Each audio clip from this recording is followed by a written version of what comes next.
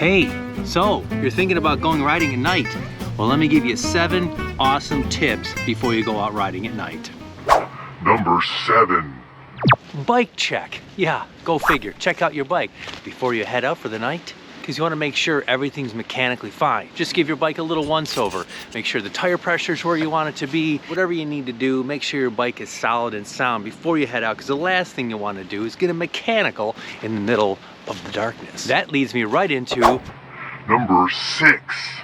eye protection. Yeah, eye protection. At nighttime, the last thing you want to do is get any sort of dirt or crud in your eyes in the middle of the night where your vision's compromised already. Whether it's clear glasses or tinted yellow glasses, I'd highly recommend them. I find for me, as I'm riding, I like the tint of the yellow. It kind of highlights things a little bit more, makes it a little more visible at nighttime. Not sunglasses yellow, but make sure you don't pick out something too dark. The last thing I want to do is make it any darker than it already is, which leads me right to what you need next. Number 5. To get to any of the trails, the one thing you're gonna wanna do is be visible. A rear light.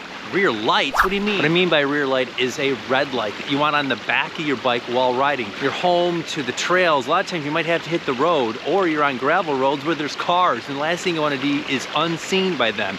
Run a red light, whether it's blinking or flashing or just a solid red, as long as it has something so you're visible. That brings me into the inevitable Number 4. a light. Yes, you need a light, preferably a good one. Put that on that handlebar so then you can see exactly where you're headed. That's pretty important. You can go wireless, meaning the light and the battery are all built into one, or you can go with a light that has an external battery pack that can then run for much longer. Second, recommend putting a headlight on your helmet. The reason why I find it's easier to ride at night in the dark with a helmet light on. When I need to turn and see where I need to go is a huge help. Oh, a little tip here for you when you are using your batteries.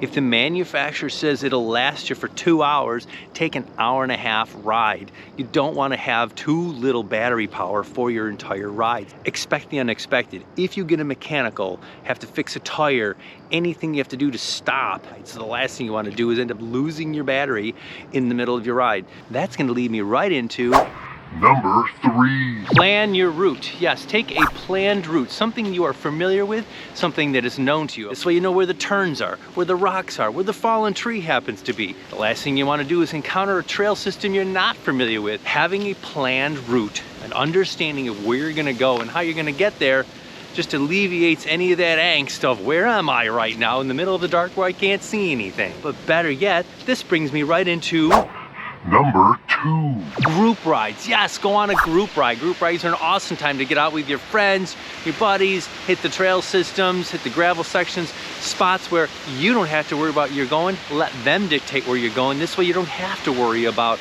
where am I headed, where's my next turn, how do I get back, things along that nature. Go on a group ride is an awesome time to get out at night, but don't fall into the trap of the inevitable. Number 1. Strava KOM.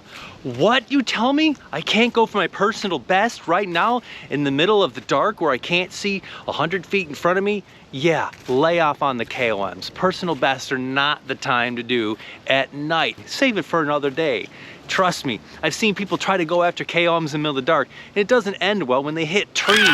It's not fun, so avoid hitting trees, avoiding hitting the KOMs, save them for another night, enjoy them. If you feel there's any tips that I left out that are important that people should know, put it in the comment section and let me know.